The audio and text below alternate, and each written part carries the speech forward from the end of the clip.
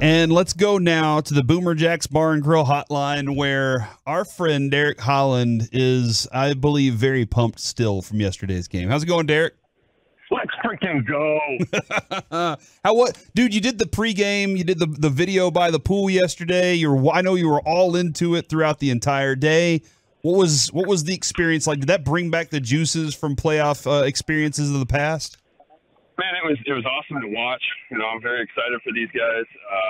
They're getting to do something that we haven't got to see since 2016. So it's definitely excited to see what's going on. And, as a fan, getting to be a part of it.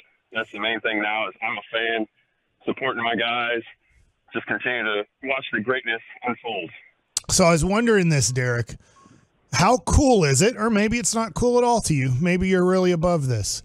But how cool was it when you're watching the Rangers game and Jordan Montgomery's having a solid game and they bring up Derek Holland in the 2011 World Series 8 1/3 shutout innings?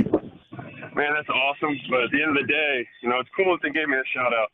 But this is about these guys. It's not really about me. I want all the credit to be towards what these guys are doing. I'm not giving you any credit. What I'm saying I know. No. Hey, you let me talk, but it's my interview now. Go ahead. But it's awesome. What Jordan did is huge for the guys. I think they use that momentum going forward into this playoffs. The main thing is we need the pitchers to keep doing what they're doing. We know what the offense is capable of. So if they just go out and do what they did yesterday, we're going to see some great things. The series will be done, and we'll be heading to Baltimore.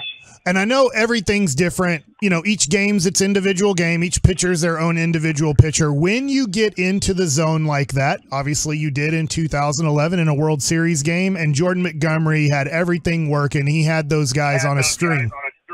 So I'm just wondering, when it comes to yesterday and you approximately 10 years ago, what's the feeling like? What's the conversations like in the dugout? I know it can be very different individual to individual. And how much are you going, dude, whatever you're putting down, I'm throwing?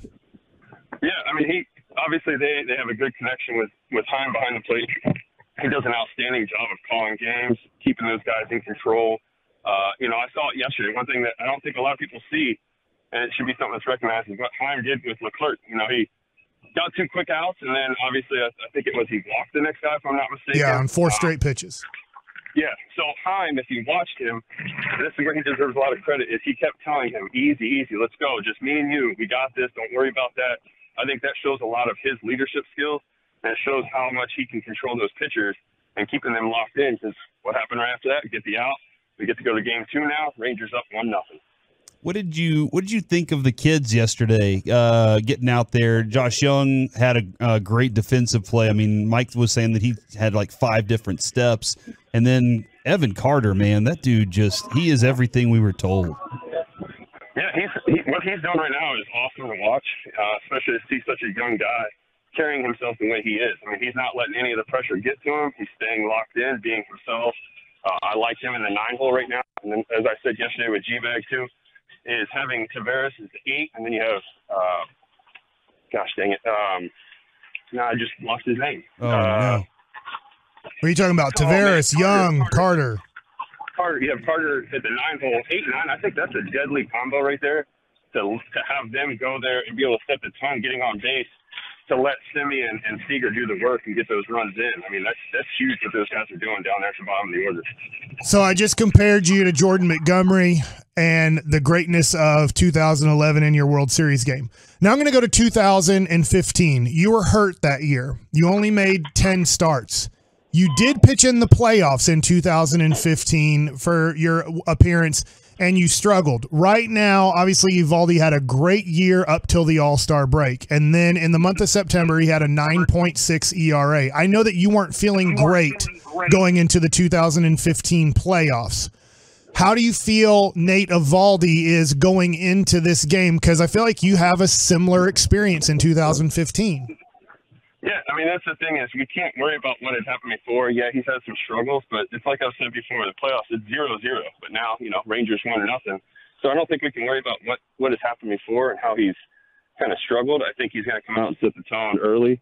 You saw before, he literally had bad shot. He literally That's what you're doing. playing golf right now, Derek? What are you doing right now?